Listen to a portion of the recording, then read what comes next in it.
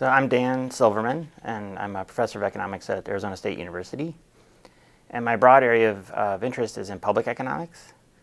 And most recently, I've been working at melding survey research with experimental research, so bringing new and sort of frontier level experimental economics into survey research, and also trying to bring new administrative data into that same kind of survey research. So to try to connect standard survey kinds of questions and methods with new kinds of so-called big data. Yeah, so we're interested, broadly speaking, in why people have these such different outcomes in their economic lives. So two people with the same income end up with very different wealth later in life. Again, people with the same economic opportunities, roughly speaking, some retire early, some retire late. Again, just recently we've been working on something. People earn the exact same income over the year, but some people get this really big tax refund and other people don't. So trying to understand where that comes from. And the traditional answers from economics are either people face different constraints in their lives, different amounts of opportunity, or they have different preferences, so they just want different things from life, or luck.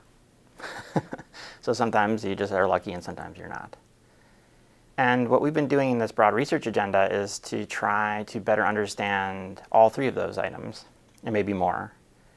So trying to understand constraints better by bringing these new kinds of data to bear. So in particular, we've been using data from what are called financial aggregator applications. So it's something that you would, that was good timing, have on your phone. So this application that you have on your phone that connects you to almost every aspect of your financial life and records it for you and aggregates it up, and so gives you a balance sheet. And with those kinds of data, we can see at a very granular level how people spend, how people save, how people use credit cards. And so we've been using that to understand their constraints better, and therefore the sort of variety of their behavior. So a good example is we studied among government workers the government shutdown in October of 2013, I believe. So this big shock to people's income, what did they do with it? And it's very hard to say using standard data because it's a very high frequency event.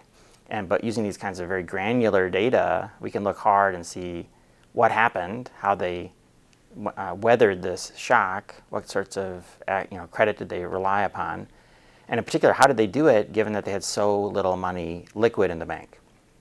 So that's one example. On the other end, we've also been trying to understand better the heterogeneity in people's preferences. So again, if you want to understand why people end up in different circumstances, it might be that they face different constraints, or it might be that they have different preferences. Those are alternatives. And to better understand their alternatives, we're putting these very brief but powerful economic experiments, very simple choice experiments with respect to attitudes towards risk, with respect to attitudes towards time, eliciting in this kind of wind tunnel of an experiment their risk or time preferences, and then relating those behaviors in the experimental setting to real life. And in that way, we could try to understand, is it the fact that you have more wealth than another person, is that really due to risk attitudes, really due to time preference kind of attitudes, or is it just luck? And then finally, that same agenda has led us to a different kind of question. So as I mentioned, if you wanted to understand in traditional economic settings why people differ in their outcomes, you'd say either constraints, preferences, or luck. And we're adding another idea to that mix, which is something like decision-making ability or decision-making skill. So everybody, everything in the world differs in its quality, so why wouldn't economic choices? Some people, or in some situations, the same person might be better or worse at making trade-offs. But that's very hard to know. So it's hard to tell using standard sources of data whether you're just someone who is more tolerant of risk and therefore took a gamble that other people wouldn't, or instead that was in some sense an imperfect decision, a decision that you would make differently if you had more time or had more skills.